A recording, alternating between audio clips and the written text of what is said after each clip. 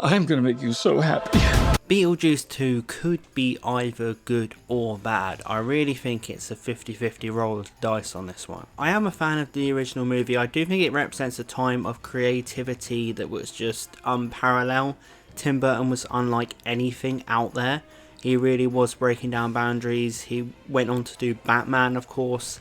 These were iconic things we'd never seen anything like before. Now, we've seen loads of gothic horror films and, comedic horror films and all that stuff. We've seen all of Tim Burton's career. So Beetlejuice doesn't feel fresh anymore. And this is probably my main problem with the trailer. Nothing about it seems fresh or different, and the whole idea of the first Beetlejuice was fresh and different. It was just constantly, every time something came on screen, like, what is that? What the hell is that? Whereas in this trailer, it's just putting on screen what you saw in that first movie, and you're not like, what the hell is that? You're like, oh, okay, that's from the first film. It's almost like it's trying to be too pandering and just a complete revisit of that first film, whereas Tim Burton used to be about breaking down boundaries and doing things that are different.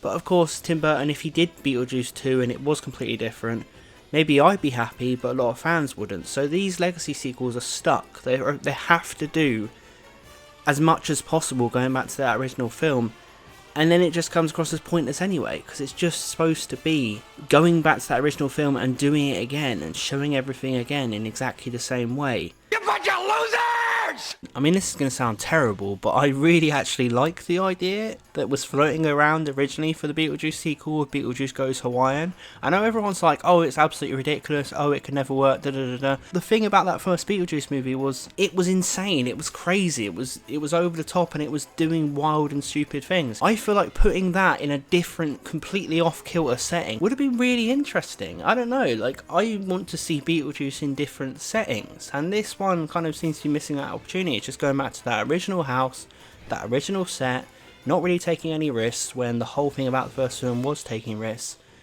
Taking Beetlejuice into a completely foreign territory, I don't know why everyone was so put off by that. And that, I think, is another problem with legacy sequels. People think they want to see the same thing again. They really believe that.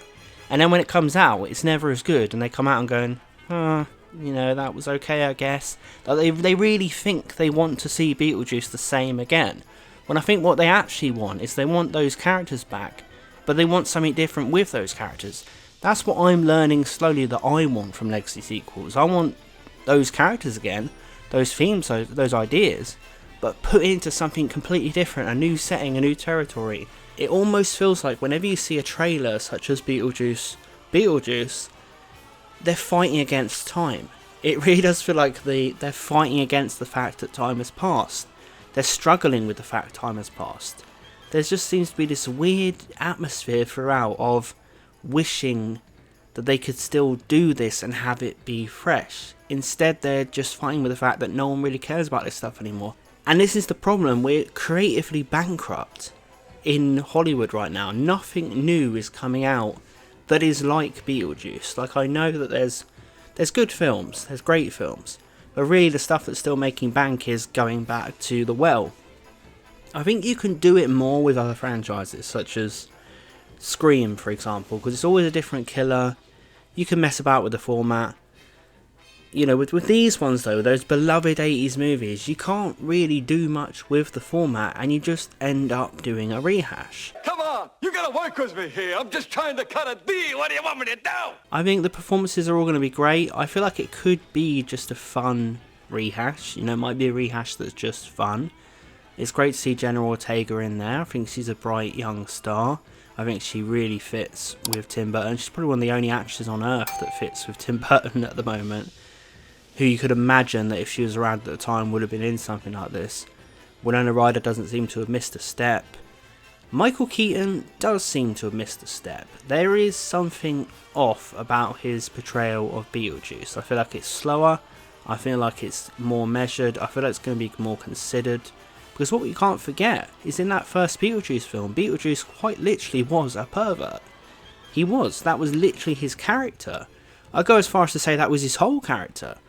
And you're not going to put that on screen in 2024. No one dares put that on screen in 2024. Maybe for good reason.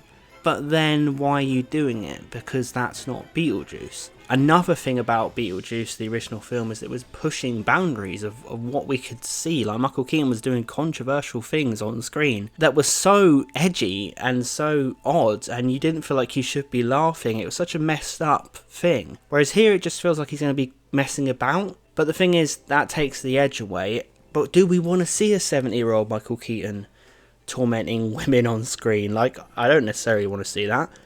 But that was who Beetlejuice was. This is what I'm saying. They're trying to have their cake and eat it and trying to say, right, this is Beetlejuice. But we know it's not, because we know the whole themes of that first film were way darker and way more controversial.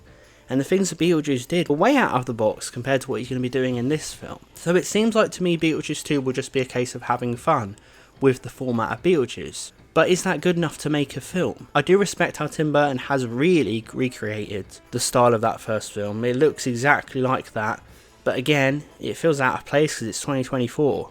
You know, we can't really... I know we got Stranger Things, but that was set in the 80s. This isn't set in the 80s.